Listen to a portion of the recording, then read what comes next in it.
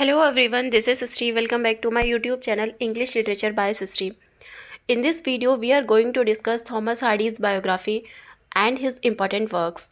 We will try to cover all important facts about Thomas Hardy.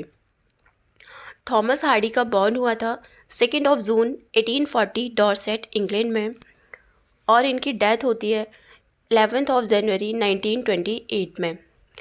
In 1860, he became a student of modern languages at King's College. 1860 में Kings college में ये modern language के student रहे थे. At the same time, इसी same time में ही also studied the modern Gothic architecture under Sir Arthur Blomfield. और इन्होंने मॉडर्न गॉथिक आर्किटेक्चर की स्टडी की थी सर अरदर ब्लूमफील्ड के under. He got the medal of the institute of British architects और इन्हें मेडल भी मिला था इंस्टीट्यूट ऑफ ब्रिटिश आर्किटेक्ट से फॉर राइटिंग एन ऐसे, एक ऐसे लिखने के लिए on coloured brick and terracotta architecture. तो वो जो ऐसे था वो किस पे लिखा गया था? Coloured brick and terracotta architecture पर. His unsigned article how I built myself a house was published in 1865. उनका article how I built myself a house publish हुआ था 1865 में. George Meredith examined the manuscript of his first novel. George Meredith ने उनके first novel की manuscript को examine किया था और उनका फर्स्ट नोवेल था the poor man and the lady. He asked him not to get it published. George Meredith ने थॉमस हार्डी को इसे पब्लिश ना करने के लिए कहा था. He advised him to write with more plot और उन्हें एडवाइस किया था इस नोवेल को ज़्यादा प्लॉट के साथ लिखने के लिए. Hardy is one of the greatest novelist of the Victorian period. Hardy Victorian period के ग्रेटेस्ट नोवेलिस्ट थे who should be regarded more as a pessimist than a realist. Thomas Hardy को रियलिस्ट नोवेलिस्ट से ज़्यादा pessimist poet माना जाता है, pessimist novelist माना जाता है. The order of merit was conferred upon him in 1910 और उन्हें द ऑर्डर ऑफ मेरिट मिला था 1910 में. Nominated for Nobel prize, nominate किया गया था थॉमस हार्डी को नोबल प्राइज़ के लिए. Hardy's funeral became controversial when his executor Sir Sidney Carley Cockrell was insisting for the burial in the Abbey Poets' Corner, while his family and friends wished him to be buried at Stingsford in the same grave as his first wife Emma. कहा जाता है कि Hardy की जो funeral थी वो काफ़ी controversial थी. क्योंकि उनके जो एग्जीक्यूटर सर सिडनी कार्ले कॉकरेल थे उनका कहना था कि उनको दफनाया जाए एबे पोएट्स कॉर्नर में, जबकि उनकी फैमिली एंड उनके फ्रेंड्स चाहते थे कि wished him to be buried, उन्हें दफनाना चाहते थे at Stinsford in the same grave as his first wife एमा.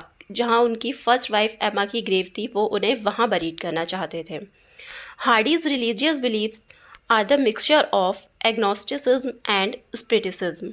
हार्डी के जो रिलीजियस बिलीव्स हैं वो मिक्सचर हैं एग्नोस्टिसिज्म के और स्पिरिटिसिज्म के. Who has classified Hardy's novels under the heads pastoral tragedies, pastoral comedies, pastoral romances and pastoral extravaganza. A C Rickett ने हार्डी के नोवेल को इनमें क्लासिफाइड किया था पेस्टोरल ट्रेजेडीज़ में, pastoral comedies, pastoral romances and pastoral extravaganza में. His Wessex is the special environment of his characters. जो Wessex है वो उनके कैरेक्टर्स के लिए, उनके कैरेक्टर्स का एक स्पेशल इन्वायरमेंट है. हुज डेवलपमेंट, जिनका development could not be understood without reference to it, बिना इसके रेफरेंस के नहीं समझा जा सकता. हुज कॉमेंट्स, ये कॉमेंट्स किसका है? ये कॉमेंट किया है J.B. प्रीस्टले ने. Hardy classified Wessex novels under the heads. Hardy ने जो उनके नोवेल्स हैं उनको क्लासिफाइड किया है novels of character and environment, romances and fantasies and novels of ingenuity and experiment. तो novels of character and environment के अंडर जो नोवेल्स आते हैं वो हैं अंडर द ग्रीनवुड ट्री 1877 में आया था, फार फ्रॉम द मैडिंग क्राउड 1874 में आया था, the return of the native 1878 में आया था, द मेयर ऑफ कास्टरब्रिज 1886 में आया था, द वुडलैंडर्स 1887 में आया था, टेस्ट ऑफ द डी अर्बरविल्स 1891 में आया था, ज्यूड द ऑब्सक्योर 1895 में आया था। रोमांसेस एंड फैंटेसीज़ के अंडर जो इनके नोवेल्स हैं a pair of blue eyes 1873, the trumpet major 1880, two on a tower 1882, the well beloved 1897, novels of ingenuity, desperate remedies 1871, the hand of Ethelberta 1876, the Laudation 1881। Poems हैं Wessex poems and other verses 1898 में आई थी, poems of the past and present 1902 में, times laughing stocks and other verses 1909 में, late lyrics and earlier 1922 में, human shows for fantasies songs and trifles 1925 में, winter words in various moods and metres 1928 में, it was published posthumously. और ये जो इनका work है winter words in various moods and metres 1928 में जो था वो पॉस्ट्यूमसली पब्लिश हुआ था, यानी कि इनकी डेथ के बाद पब्लिश हुआ था। The Dynasts it was an epic drama of the Napoleon wars. ये एक एपिक ड्रामा है नेपोलियन वॉर का। Its first part was published in 1903, second in 1906 and third in 1908। इसका फर्स्ट पार्ट पब्लिश हुआ था 1903 में, सेकेंड 1906 में एंड थर्ड पार्ट पब्लिश होता है 1908 में। इट कंटेन्ड 130 सीन्स, इसमें 130 सीन हैं, and it has finest expression of Hardy's philosophy, और ये हार्डी की फ़िलासफ़ी का फाइनेस्ट एक्सप्रेशन माना जाता है। शॉर्ट स्टोरीज़ रही हैं इनकी वेसेक्स टेल्स 1888 में, a group of noble DIMMs 1891 में, लाइफ्स लिटिल आयरनीज 1894 में। इनका जो एक नोवेल है far from the madding crowd. Far from the madding crowd is a pastoral novel, एक पेस्ट्रोल नॉवल है। The title far from the madding crowd is from Gray's elegy written in a country churchyard.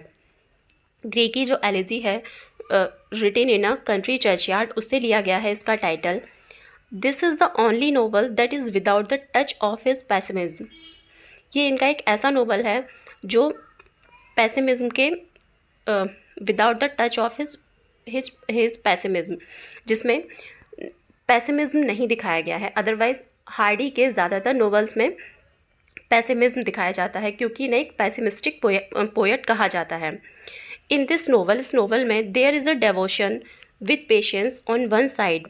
इस novel में दिखाया गया है devotion patience के साथ में on one side, while on other side, और वहीं दूसरी तरफ there is a selfish love with violent passion. Selfish love दिखाया गया है वायलेंट पैशन के साथ में। The term Wessex is employed in far from the madding crowd. Far from the madding crowd में वेसेक्स टर्म यूज़ किया है। The mayor of कास्टरब्रिज, it's subtitle is the life and the death of a man of a character. इसका subtitle है the mayor of कास्टरब्रिज, इनका novel है, इसका subtitle है the life and death of a man of character. It is set in the fictional town of कास्टरब्रिज। ये कास्टरब्रिज के fictional town में set किया गया है, इसकी सेटिंग है। Tess of d'Urbervilles is his masterpiece, ये इनका मास्टरपीस है ये जो नोवेल है। It challenge the sexual moral of late Victorian England, और इसमें दिखाया गया है sexual morality late Victorian England के टाइम की। Jude the Obscure is concern with the issues of class, education, religion and marriage. Jude the Obscure में issues दिखाए गए हैं क्लास के, एजुकेशन के, रिलीजन के एंड मैरिज के। इन सारे इश्यूज़ के साथ ये डील करता है ज्यूड द ऑब्सक्योर जो इनका नोवेल है। It reveals a deadly war, इसमें एक डेडली वॉर दिखाया गया है फ्लैश एंड स्प्रिट के बीच में। The Dynasts is Hardy's drama in verse, ये हार्डी का ड्रामा है जो वर्स में लिखा गया है। It is an epic drama of the war with Napoleon in 3 parts. 3 parts में लिखा गया है। नेपोलियन वॉर इसमें दिखाया गया है। एपिक ड्रामा है, 19 एक्ट्स हैं एंड 130 सीन्स हैं इसमें। It is a 3 volume epic closed drama. ये 3 वॉल्यूम एपिक क्लोजेड ड्रामा है representing the course of Napoleonic wars from 1805 to 1815। 1805 से 1815 तक का इसमें नेपोलियनिक वॉर दिखाया गया है जो चला था। बिफोर राइटिंग, इसे लिखने से पहले Hardy does a good research. Hardy ने इस पर काफ़ी रिसर्च की थी। He consult histories and even visit Waterloo. उन्होंने हिस्ट्री को भी कंसल्ट किया था। इवन उन्होंने वाटरलू भी विजिट किया था। He regards it his magnum opus, और इसे उनके इस वर्क को मैग्नम ऑपस माना जाता है। नेक्स्ट वीडियो में थॉमस हार्डी के कुछ प्रीवियस ईयर क्वेश्चंस को डिस्कस करेंगे।